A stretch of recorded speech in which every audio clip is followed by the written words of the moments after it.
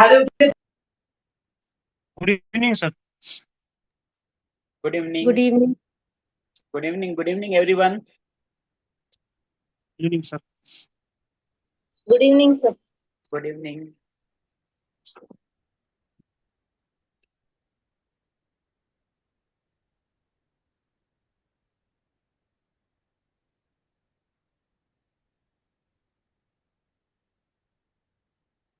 Good evening, sir. Good evening.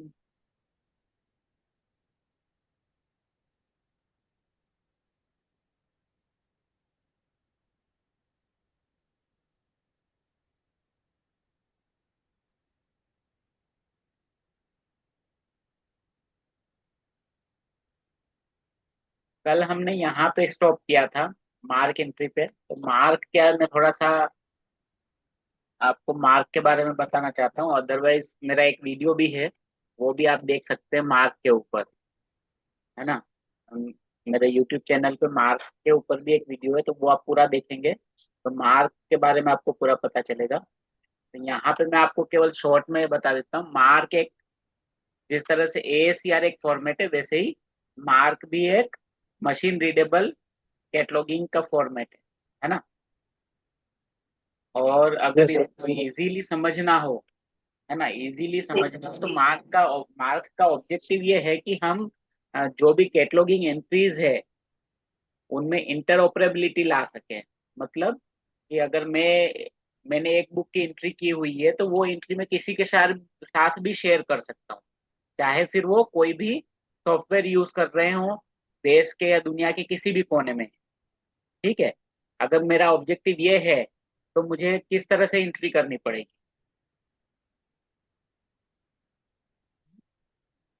अगर मेरा objective है कि मुझे ऐसा एक फॉर्मेट बनाना है जहां पे हम कैटलॉगिंग एंट्री को शेयर कर सकें किसी के साथ भी, है ना, तो मुझे क्या करना होगा।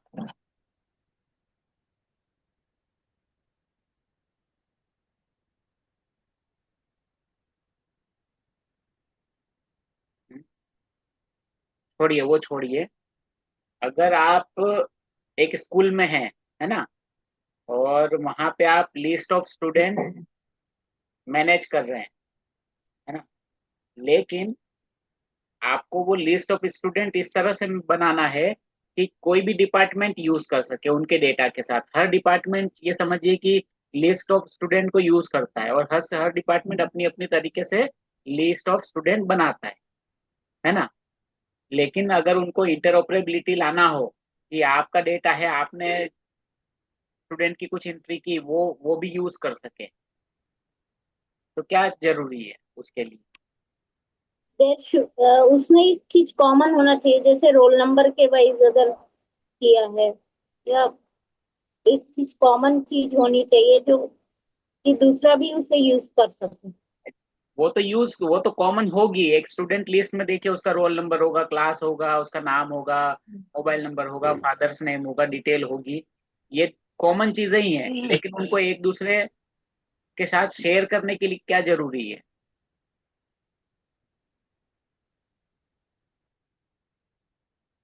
एक दूसरे को अगर शेयर करना है आपको, तो what is the most important requirement.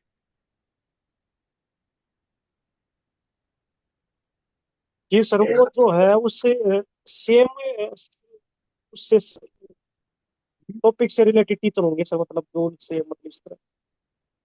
Topic topic का यहाँ कोई रोल नहीं है। सर चलो फॉर्मेट सेम होना। और इजी दे रहा हूँ, और इजी क्वेश्चन देता हूँ, ठीक है।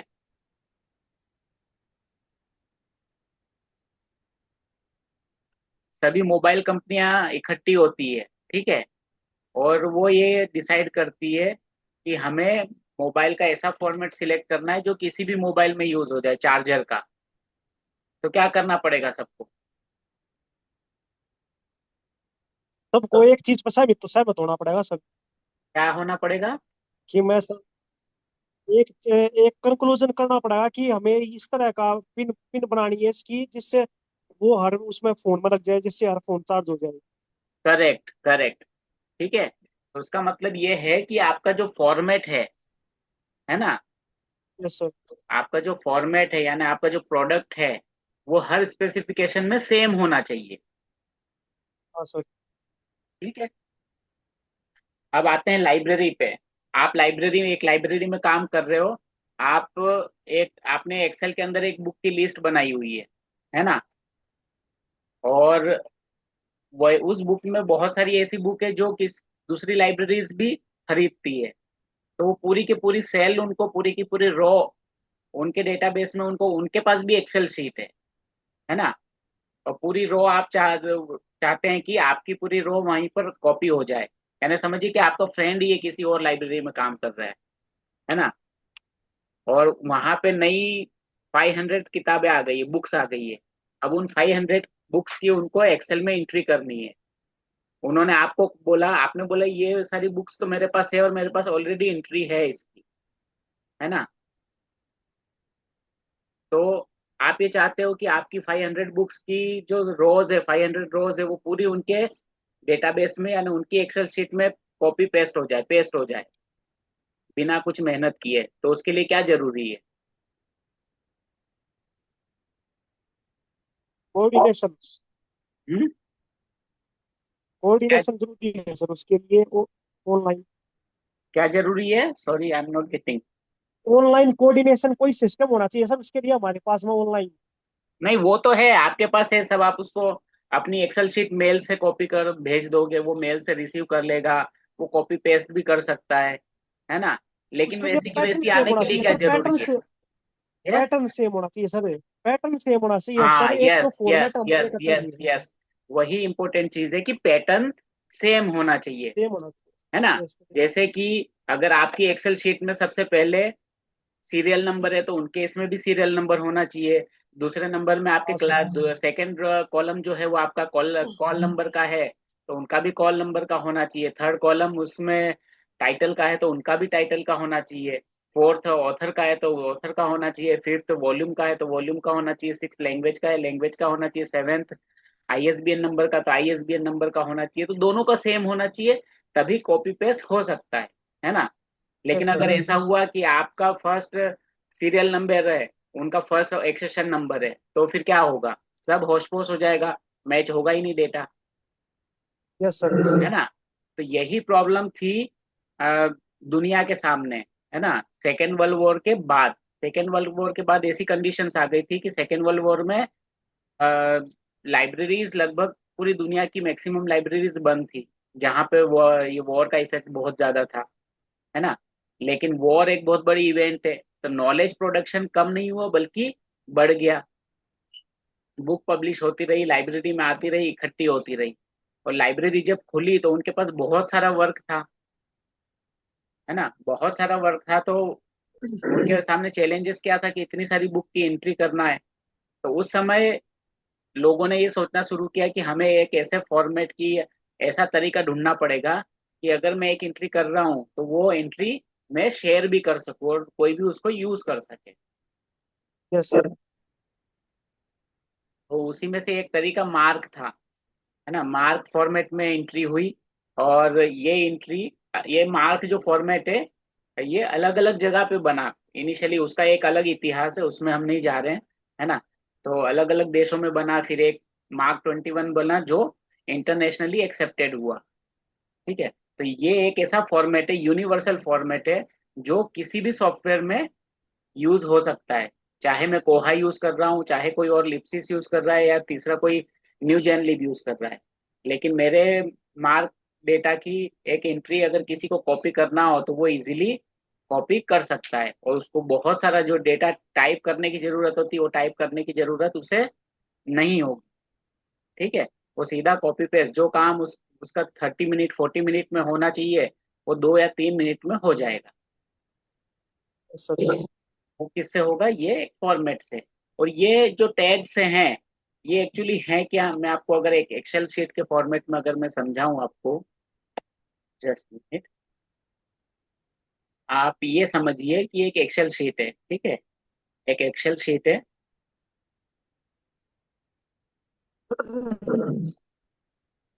ठीक है। एक्सेल शीट में बहुत सारे रोज होते हैं।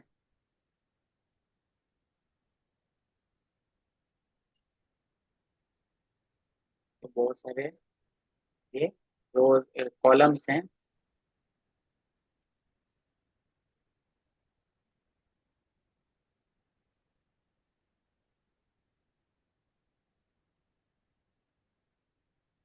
इसमें बहुत सारे रोज हैं, है ना।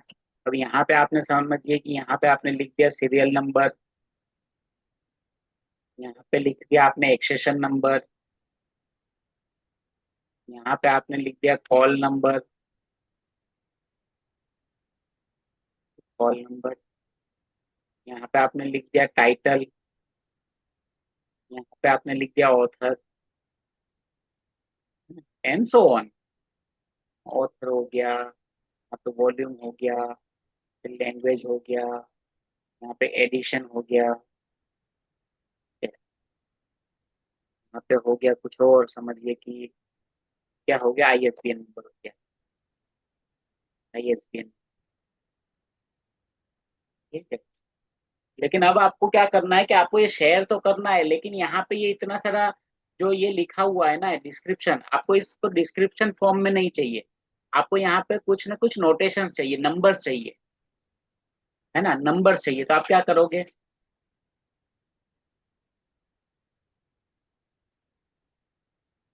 क्या करोगे, यहाँ पे कोई नंबर दे दोगे आप, ठीक है।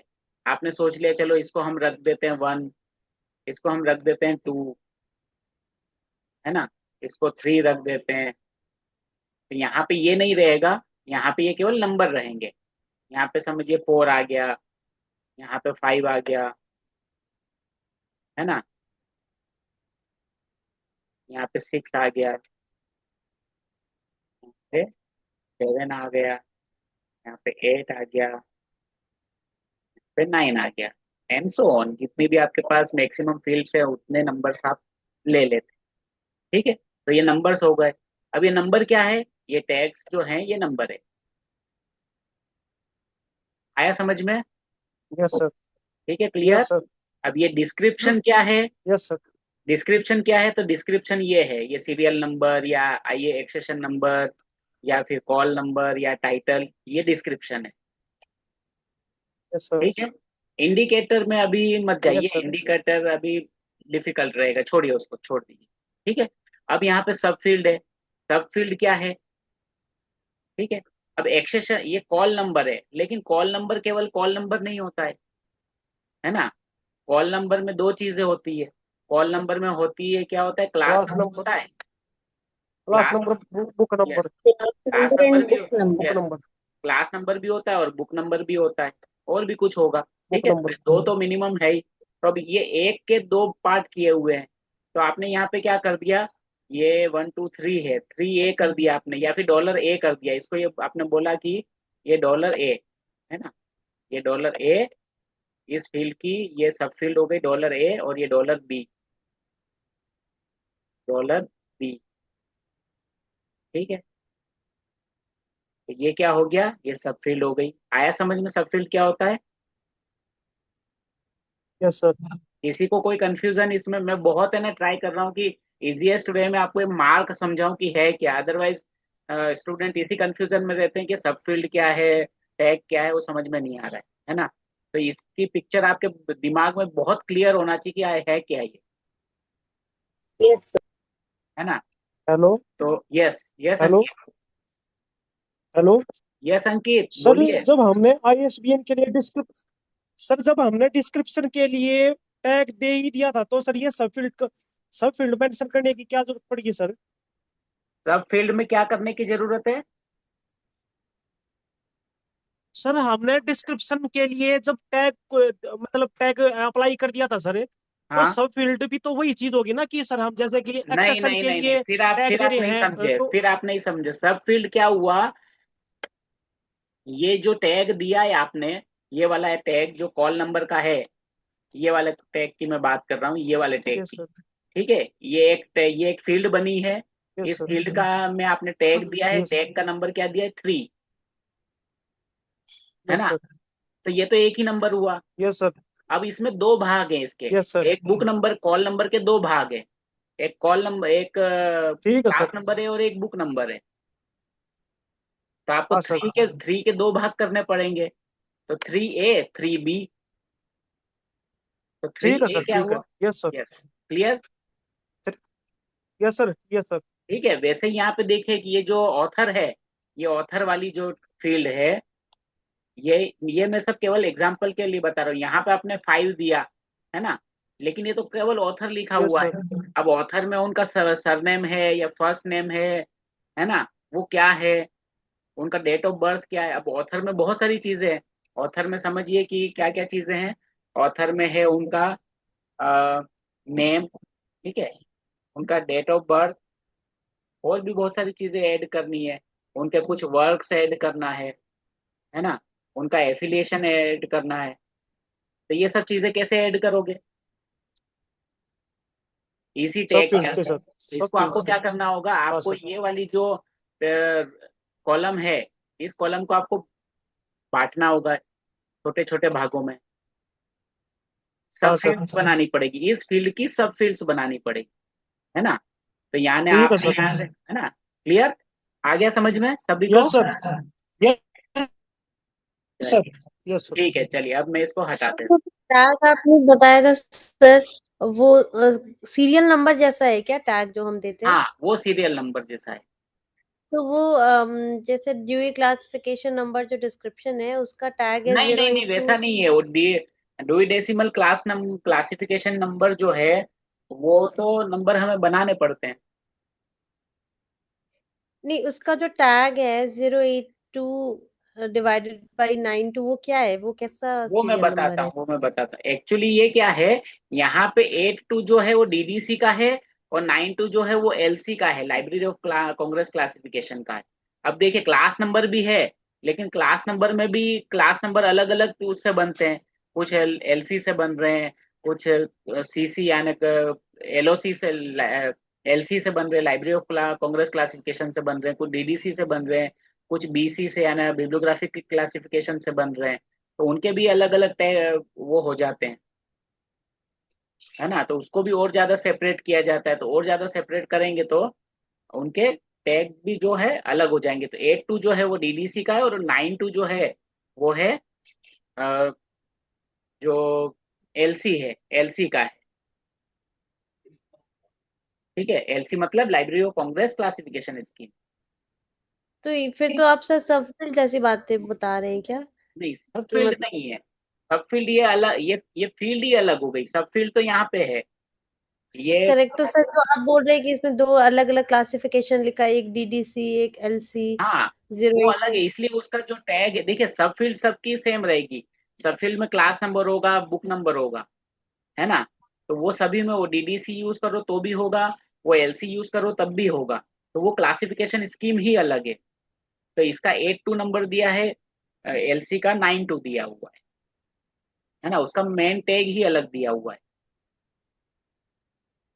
Okay sir. ठीक है, और यहाँ पे ऑथर सर है। यस। सर तो ये दोनों लिखने का जरूरत नहीं ना है? नहीं नहीं, 82 आप लिखोगे तब भी चलेगा, केवल 082 लिखोगे तब भी चलेगा, दोनों लिखना जरूरी नहीं है। ठीक है, क्लियर, आ गया समझ में? Yes sir. ओके, ठीक है। तो अब यहाँ पे आईएसबीएन नंबर है। आईएसबीएन नंबर का टैग होता है 020, और यहाँ पे सब फील्ड जो है वो $A है, और यहाँ पे सीधा सा डेटा में जो आईएसबीएन नंबर है वो हमने ऐड किया है। उसी तरह से 082 वो है DDC number, due decimal classification number, वहां भी $A आएगा, और यहाँ भी। सर ये डॉलर लेने के पीछे कुछ रीजन है? ये कंप्यूटराइज्ड होता है, इसलिए यहाँ पे डॉलर लिया हुआ है ना। ये कंप्यूटर अच्छा। रीडेबल बनाने के लिए, उसको सेपरेट करने के लिए डॉलर का साइन ऐड किया हुआ है। शायद डॉलर के साइन के बिना वो नहीं वर्क कर रहा होगा, है ना। और एंड ए इंडिकेटर क्या है है? सर? ए क्या डिनोट करता है? इसको डॉलर ए में ए क्या है? यानी फील्ड नंबर 1 है। डॉलर तो एक कॉमन सिंबल है सब में। यानी फील्ड जो है ये ए, फील्ड ए है। इसकी फील्ड बी भी होगी, सी भी होगी, डी भी होगी, और बहुत सारी होगी, है ना। वेरिएबल है? यस, ये ए है, तो हमारे लिए ए ही है। $A को ही यूज करेंगे। ठीक है। और अब यहाँ पे इंडिकेटर सर डैश 00 जो सब ये वाला indicator, yes sir, double zero है, इंडिकेटर किसी अभी ने आप सिंगल छोड़ जीरो। दीजिए, उसको केवल डैश ही कर दीजिए।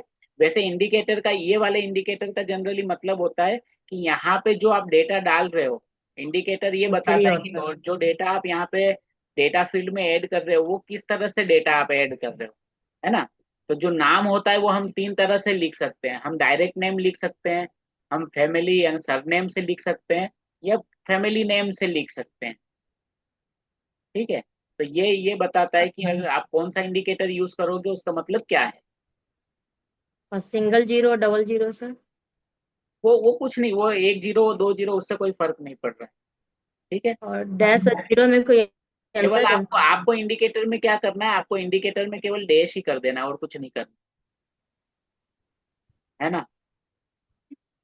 क्योंकि उसके लिए फिर दोनों का आपको बहुत मतलब कोई ज्यादा, अलग नहीं है, मतलब जीरो लिखो या डैश लिखो। जीरो लिख दीजिए या डैश लिख दीजिए चलेगा। इसलिए इंडिकेटर में आपको क्लियरली वही कह रहा हूँ कि आप डैश या जीरो लिख दीजिए, है ना। उसको और एक ज्यादा डैश नहीं और तो डबल डैश का कोई मतलब है सर? नहीं नहीं, कोई मतलब नहीं, वो जीरो ही है, समझिए, कुछ नहीं, ब्लैंक। ओके सर, ठीक है। Thank you sir. इनका अलग अलग, जैसे ये है यहाँ पे ये है, इन सब का मतलब सेम ही होता है, कुछ नहीं है, इनमें कोई डिफरेंस नहीं है। ठीक है। वो दो डैश हो, दो जीरो हो, एक डैश एक जीरो हो, वो सब कुछ सेम है।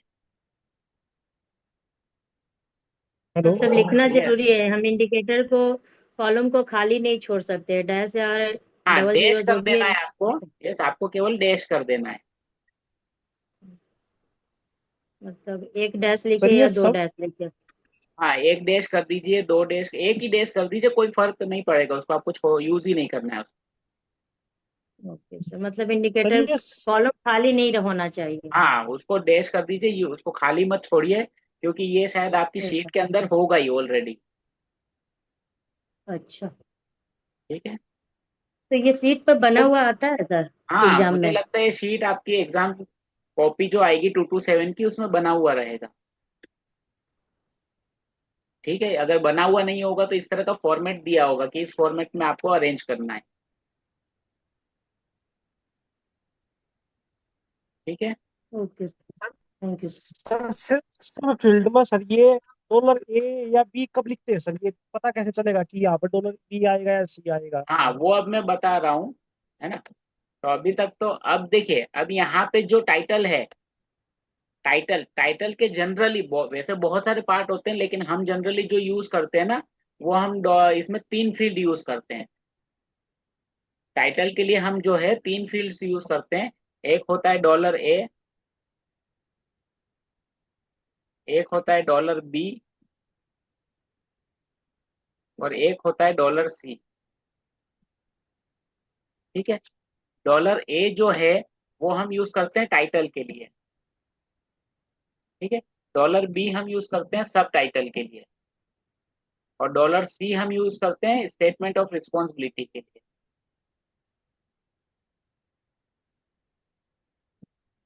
ठीक है। अब ये तीनों है क्या, तीनों वही है जो आपने मार्क, वो ACR में आपने जिसको यूज किया है। ठीक है। जैसे मैं ये दिखाता हूँ यहाँ पे, ये वाला जो है, अब यहाँ पे डॉलर बी नहीं है क्योंकि यहाँ पे सबटाइटल है ही नहीं। ये डॉलर ए का मैटर हो मटेरियल है, ये डॉलर ए है टाइटल, है ना। और ये डॉलर सी है, ये स्टेटमेंट ऑफ रिस्पॉन्सिबिलिटी जो है वैसा, और ये यहाँ पे जैसा लिखा है वैसा ही वहां पे भी लिख देना है ना। तो ये डॉलर ए है, और ये है dollar B,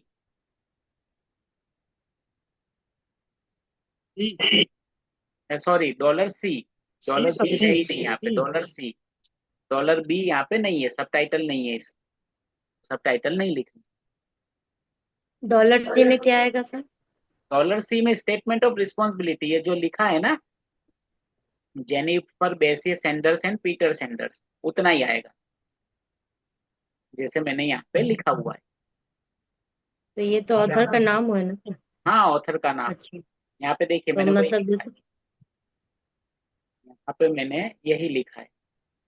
statement of responsibility में क्या लिखा है, आप डेटा देखिए, मैंने यहाँ पे जो लिखा है वो डॉलर ए में क्या लिखा है, टाइटल लिखा है। डॉलर सी में क्या लिखा है, स्टेटमेंट ऑफ रिस्पॉन्सिबिलिटी लिखा है। तो सर ये ऑथर का डिस्क्रिप्शन तो अलग ही होगा ना, एक और एंट्री भी तो होगी ना ऑथर की ये मेन डिस्क्रिप्शन में। एंट्री जो है, देखिए ऑथर, फर्स्ट ऑथर का डिस्क्रिप्शन तो इसमें आ ही गया। हम्म। मेन एंट्री जो बनती है, मेन एंट्री इसीलिए यहाँ पे लिखा है 100, मेन एंट्री पर्सनल नेम, है ना। और सेकंड ऑथर के लिए मेन एंट्री नहीं आता है, वो एडेड एंट्री पर्सनल नेम आएगा। हाँ, तो वो भी आएगा सर, एक वो दूसरा भी आएगा, डिस्क्रिप्शन यस एज वो भी एंट्री। आएगा, वो तो भी फिर हम आएगा। दोबारा ये डॉलर सी में टाइटल के अंदर ये क्यों ले रहे हैं, मुझे नहीं समझ आ पा रहा क्या, है। ये स्टेटमेंट ऑफ रिस्पॉन्सिबिलिटी है, ये जो है स्टेटमेंट ऑफ रिस्पॉन्सिबिलिटी है। तो वो जो मेन एंट्री में सर, वो जो आप पीपीटी जो स्लाइड दिखा रहे थे, आप वापस जाएंगे क्या एक बार सर?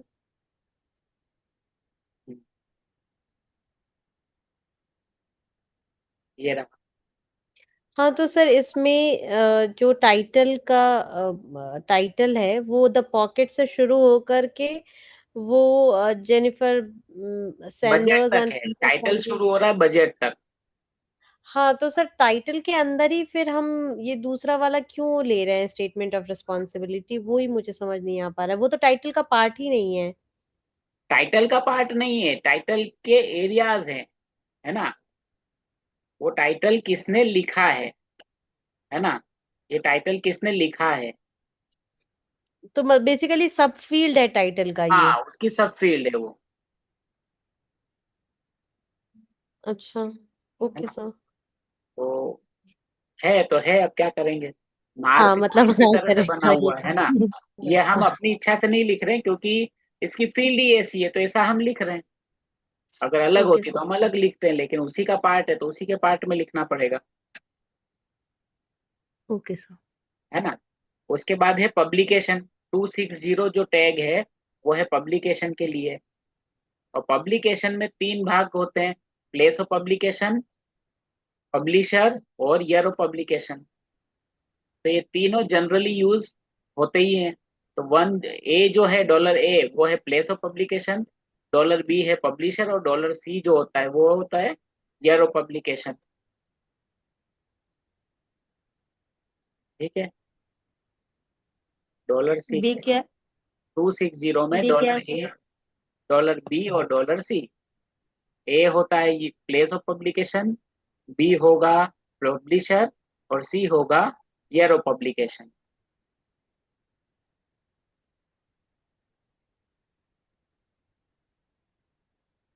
आया समझ में, यस यस सर। सर। है ना। तो इसको आप लिख सकते हैं, कहीं आप इसको लिख लीजिए कि जो 260 है वो किस चीज के लिए है, 260 है पब्लिकेशन डिटेल्स के लिए। और उसके अंदर डॉलर ए जो है वो होता है place of publication, dollar B जो है वो है पब्लिशर, और डॉलर सी जो है वो है ईयर ऑफ पब्लिकेशन। ठीक है। तो ये वाला जो टैग है वो क्लियर कंप्लीट हो जाएगा।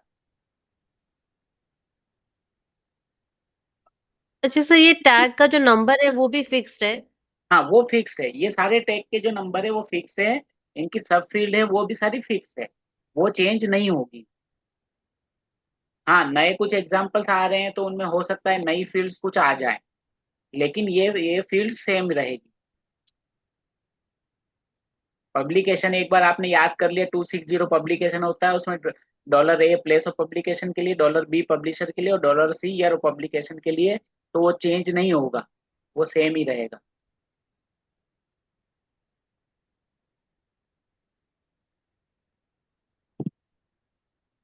आया समझ में, कोई कंफ्यूजन, नो सर। क्लियर है ना।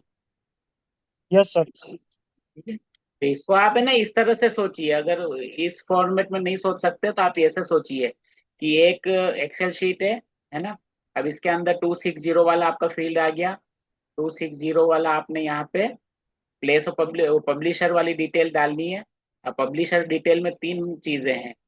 ये एक है प्लेस ऑफ पब्लिकेशन, पब्लिशर और ईयर ऑफ पब्लिकेशन। तो यहाँ पे ये ईयर आ जाएगा, यहाँ पे पब्लिशर आएगा, ठीक है। और यहाँ पे जाएगा प्लेस, प्लेस ऑफ पब्लिकेशन, ठीक है। तो ये सब फील्ड हो गई। एक टैग है और उसके तीन सब फील्ड हो गई,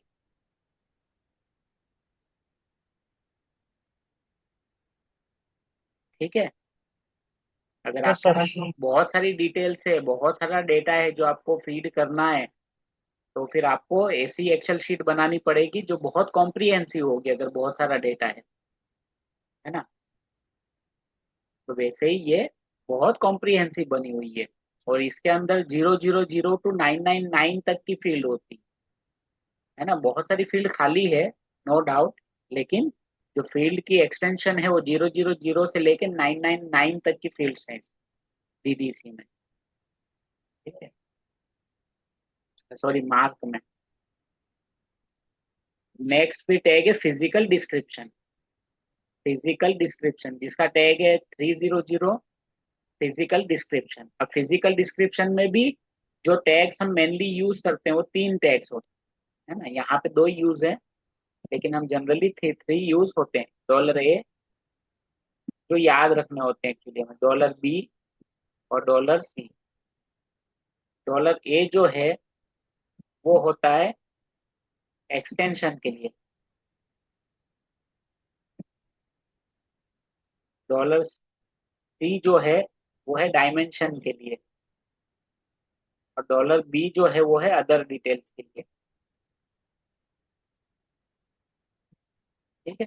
यानी अगर इसके अंदर हम जनरली क्या डालेंगे,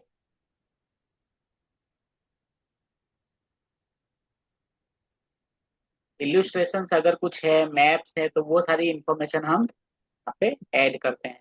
सबसे ज्यादा ये यूज होता है ये ILL इल्यूस्ट्रेशन $B में,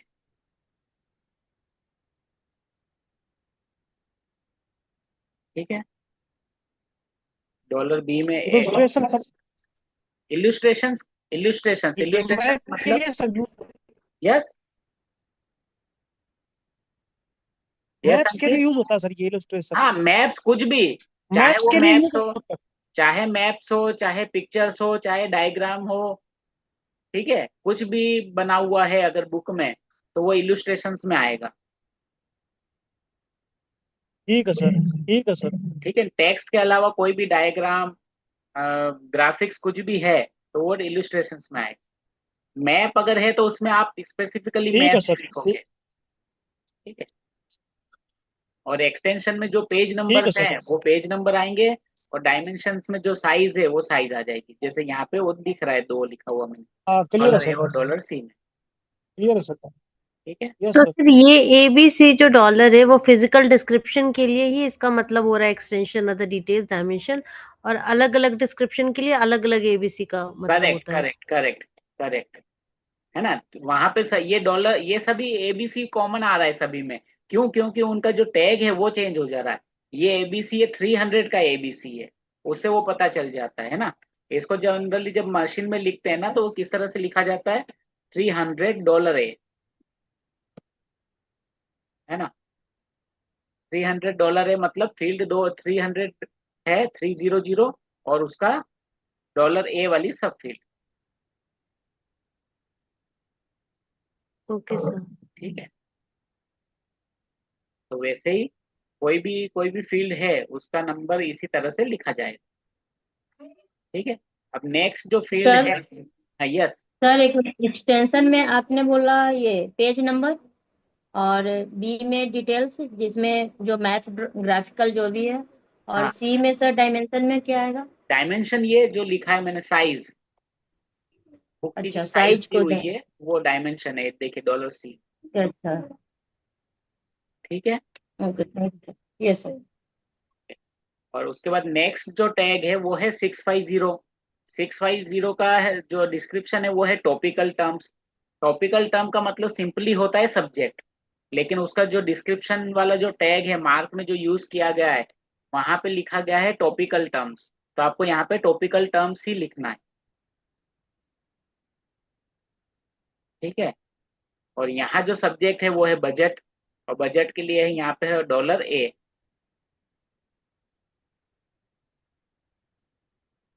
ठीक है। और यहाँ पे जो लास्ट जो फील्ड है जो हमारे डेटा के अकॉर्डिंग बन रही है वो है 700, और ये है एडेड एंट्री पर्सनल नेम, है ना। 100 जो था वो मेन एंट्री पर्सनल नेम था, 700 जो है वो एडेड एंट्री पर्सनल नेम। तो आपको इतना याद रखना है कि जो भी मेन एंट्री की टैग्स हैं, मेन एंट्री के टैग्स जो हैं वो 100 से लेके 199 तक आते हैं, और एडेड एंट्री के जो टैग्स हैं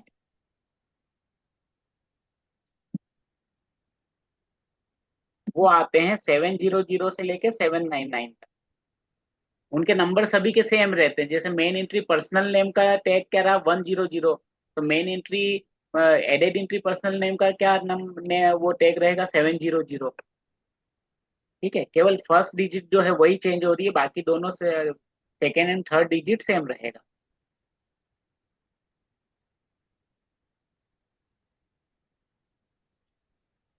ठीक है। सर ये जो एडेड एंट्री पर्सनल नेम है, तो हमने पहले देखा था एडेड ऑथर एंट्री, तो वो सेम ही चीज है, हाँ वही डिस्क्रिप्शन वही अलग वही है। है, वो हमने ACR में लिखा था।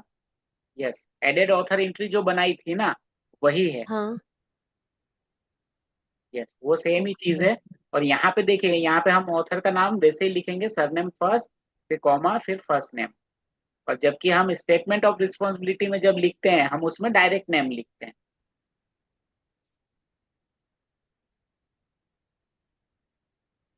ओके। ठीक है। हाँ सर, उसमें पूरा नाम लिखा था ना, हमने दोनों नाम लिखा था। पूरा तो दोनों में है ही। पूरा नाम देखिए यहाँ भी है, पूरा नाम यहाँ भी है। ये जो 100 में है मेन एंट्री, यहाँ भी हमने पूरा नाम लिखा है, और यहाँ भी पूरा ओके। नाम लिखा है। लेकिन यहाँ पे कैसे लिखा है, यहाँ पे सरनेम को फर्स्ट पहले नहीं लिखा है, यहाँ पे हमने रनिंग नेम में लिखा है हमने।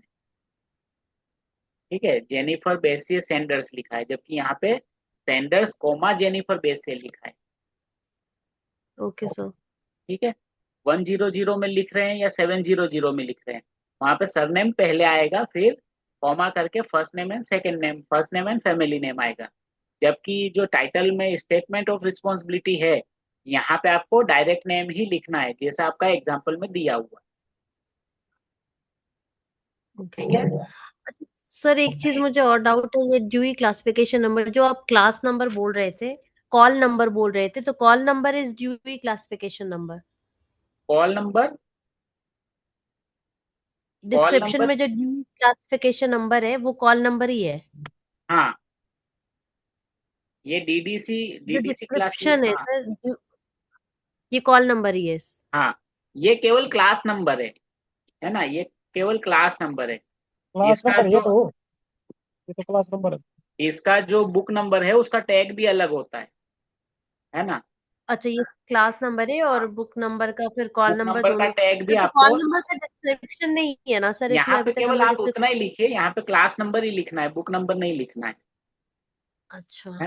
कॉल नंबर का स्पेसिफिक कोई टैग नहीं है, क्लास